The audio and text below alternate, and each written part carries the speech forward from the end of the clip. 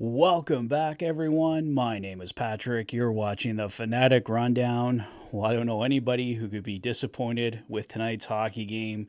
The Edmonton Oilers, right from the top to the bottom, a solid effort from everybody in a 6-1 victory for the Edmonton Oilers over the Pittsburgh Penguins. This one was simply no contest. The Oilers owned this one pretty much from start to finish.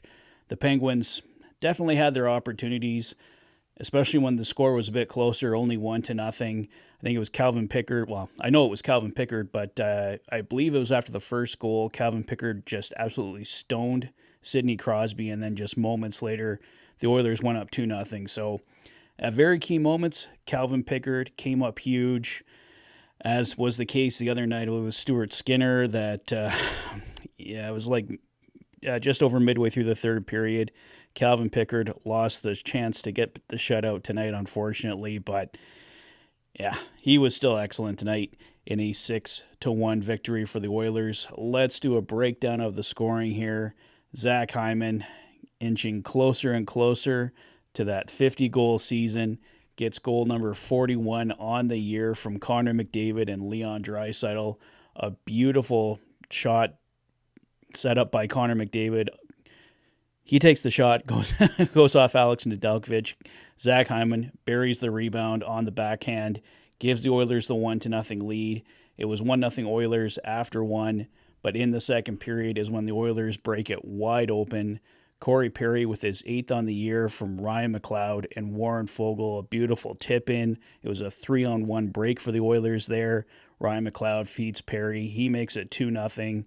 And then Zach Hyman, beautiful wrister, his 42nd from Draisaitl and Bouchard, makes it 3-0 Oilers, and that was just a few minutes apart there. And then Ryan McLeod, his typical, well, I shouldn't say his typical, Connor McDavid's typical goal.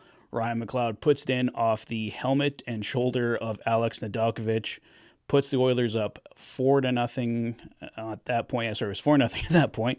And then Cody Ceci, just moments later, it was about 30 seconds, roughly 30 seconds later, Cody Ceci, a beautiful snipe. Warren Foegele, Brett Kulak picking up the assists on that one. In total of 4-goal second period for the Oilers as they blow this one absolutely wide open. A 5-0 lead after two. Great to see Ryan McLeod finally get back on the score sheet there. It's been quite a while since he scored. And obviously Cody Ceci picking up his second of the year.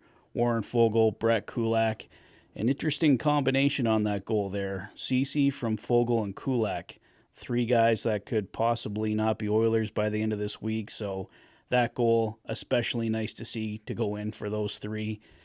And like I said, 4-0 Oilers after two. Then Connor McDavid off a beautiful shot attempt by Leon Draisaitl. He sets up Connor like Connor set up Hyman in the first period. 5-0 Oilers. Draisaitl and Ekholm the assists on that one. And then Evgeny Malkin breaks up Calvin Pickard's shutout bid in the third period to make it 6-1. But this game was way over by that point, and a very solid effort, top to bottom, everybody on the team. I really liked that fourth line, Gagne, Connor, Brown, and why am I blanking on the other guy? Gagne, Connor, Brown, and Dylan Holloway was with them. They were excellent tonight as well. Unfortunately, not picking up any points, but like I said, a top to bottom effort from this team. And the Pittsburgh Penguins, you got to cut them some slack. They somehow blew a 3-1 lead in the third period last night to the Calgary Flames, and then to follow that up, got stuck at the Calgary airport till 4 a.m. So they got into Edmonton very late this morning, and they definitely looked like a team that was struggling to get going. I think the Oilers, with the way they played tonight, would have taken this one regardless of how much sleep the Pittsburgh Penguins got, but I think we would have seen a much obviously better effort from the Penguins tonight had they gotten a proper night's sleep, but that happens sometimes when you're traveling. You got to rise to the occasion, and the Oilers just took this one completely over, and the Penguins had no chance whatsoever. They do have a rematch coming up next Saturday, so we'll probably see a much better effort from the Pittsburgh Penguins at that point. They'll be playing in Pittsburgh. By that point, Jake Gensel will be gone. I'm guessing Riley Smith, so the Penguins will be a little bit more gutted, but they were playing without Jake Gensel regardless tonight. The Edmonton Oilers also down Derek Ryan tonight, Sam Gagner drawing back in, and like I mentioned, playing with Connor Brown and Dylan Holloway. I really like that line tonight. They were creating. Sam Gagner put one off the crossbar, I believe. So they had opportunities, but just couldn't find a way to get it done there.